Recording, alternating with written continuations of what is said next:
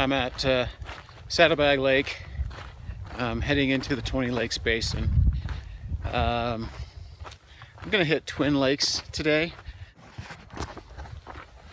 So I'm gonna caveat this video by saying that I'm tired. I'm dead tired. Originally, I'd planned to do an overnighter over Duck Pass. And I was really hoping that, I'd get a good night's sleep last night and be rested enough to actually do that. But that wasn't the case. I've not slept well all week. Didn't sleep well last night. Today, it's a hike into Twin Lakes. Should be about a 2-hour hike. Fishing for small golden trout. Trying some new techniques, maybe. We'll see.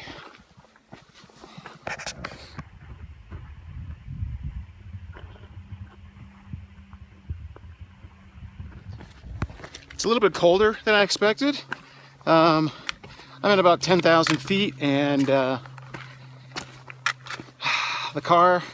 thermometer in the car said it was 45 degrees.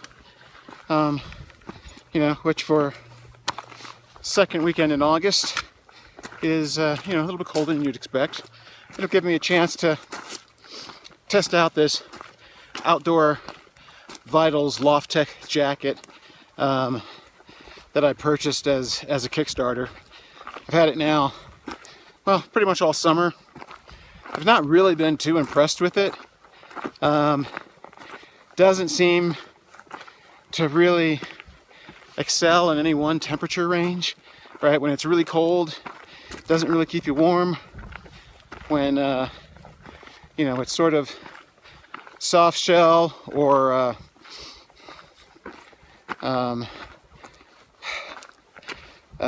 north face, light thermoball weather, it seems to be too hot.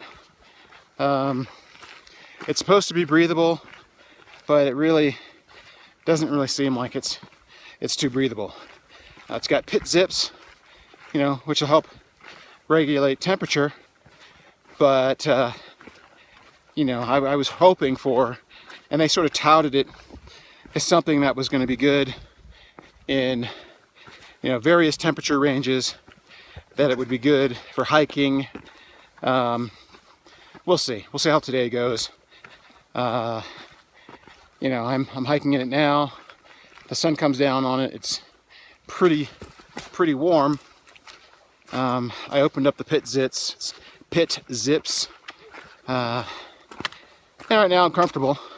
Not doing anything too strenuous though. I mean, it's been pretty level and pretty much level or downhill. So we'll see at the end of this trip how it works out.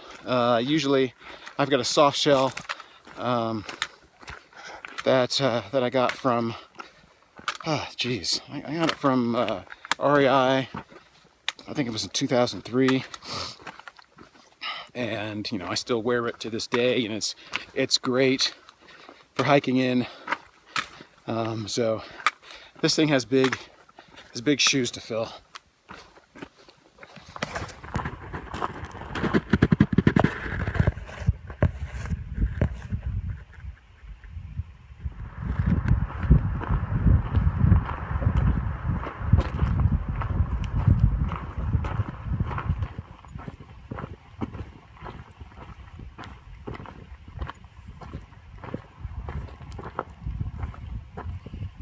I'm on the other side of the lake and about to head up towards Lundy Pass, which takes you to Odell Lake. Odell is probably the most famous of the golden trout lakes in the 20 Lakes Basin. It's known to have the best fish, although I don't know if I would say Odell has the best fishing. So it's kind of a hit or miss kind of place in my experience. You get there and it's got big fish. You might catch one big fish in a day, two if you're lucky. And then the rest of the day you're prospecting and not seeing any fish. Anyway, it's not my favorite lake to fish, not my favorite type of fishing. But 20 Lakes Basin has easily 8 other golden trout lakes, you know, and then a bunch more brook trout and rainbow lakes, you know, and that's why it's called the 20 Lakes Basin. I mean, it's just a lot of lakes here. Starting to make the ascent up Lundy Pass, and I'm passing Hummingbird Lake. This is the lake that I fished for brook trout last year when I attempted to come out here in the early season, and I basically found the entire place snowed in. Well, there's Odell Lake, and Twin is up over this bluff here. You can see it's pretty steep going. Well, that was relatively painless. You can see I'm almost at Upper Twin, and then so Upper Twin is right here. The lower lake is right in here. My experience last time we were here, the lower lake is the one that fished the best. So I'm gonna do a little cross-country excursion here.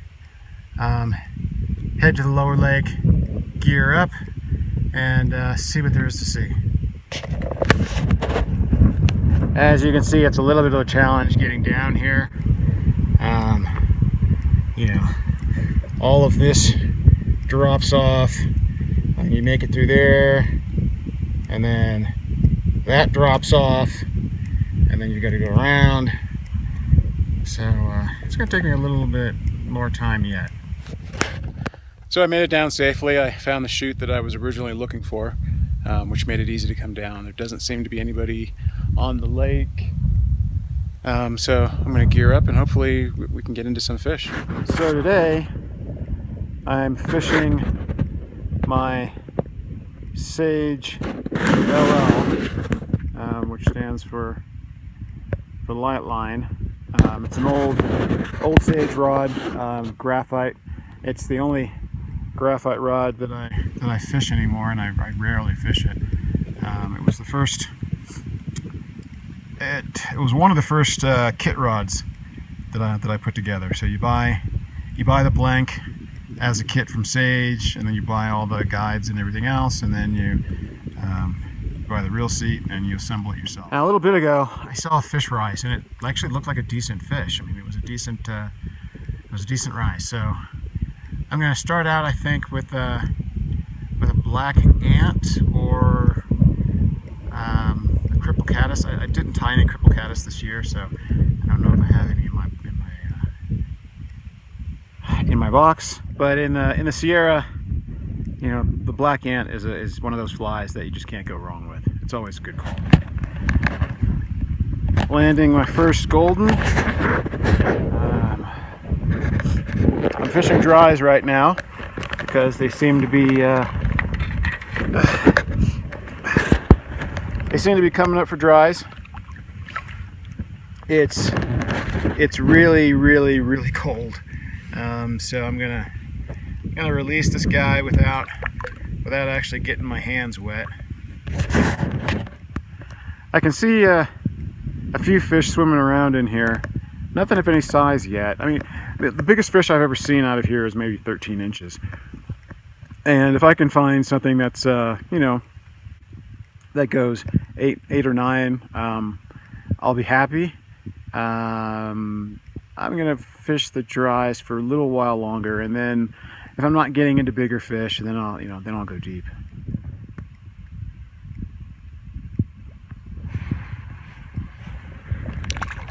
It's about 1:30. I've been out here for a couple hours now. Caught a bunch of fish, nothing real big.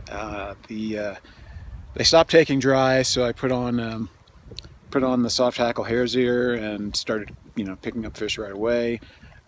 It is bitterly cold, and clouds are starting to move in. The wind is really up. I'm starting to shiver. Not sure how much longer I'll be out here.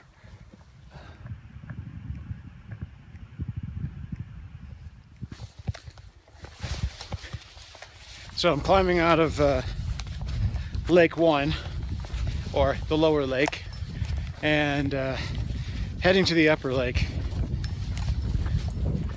So this is Lake 2, or the upper lake, and looks like it's just as windy. Looks like I would have been better off bringing my waders, at least on this bank. The drop off is quite a ways out.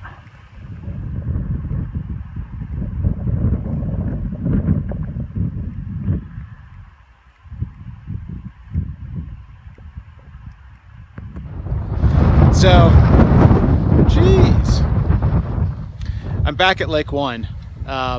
When you go around Lake 2, you actually get to a portion of the lake that has no bank, and so you're forced to come down this hill here and then go up that way to continue making your way around the lake. Since I had to come back and I haven't fished this bank, I'm going to go ahead and fish the bank.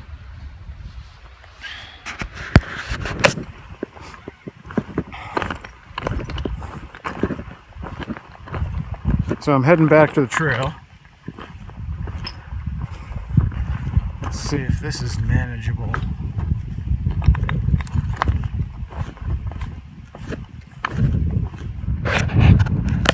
So far, so good.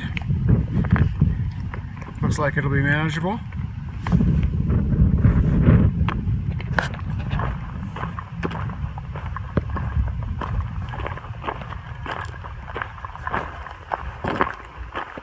So I'm heading back to my car.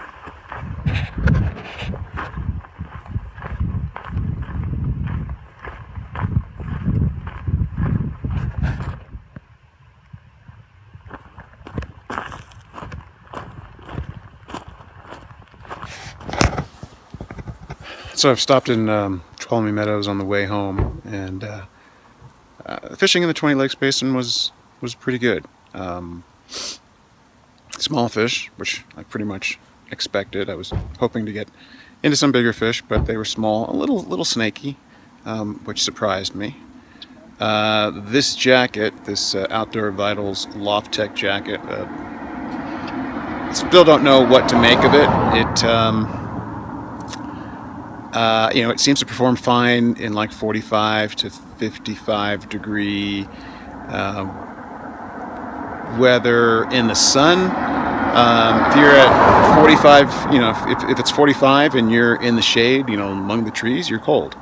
So, yeah, it just doesn't really seem to do anything well. I mean, it does block the wind, but it's just, I don't know, it's just one of those jackets that I don't think I'm going to have a place for it.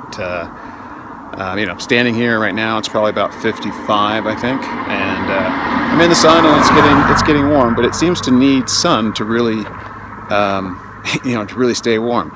But then again, you go inside, and it's one of those jackets where you put it on, and you go inside or you get in your car, and you're instantly uncomfortable.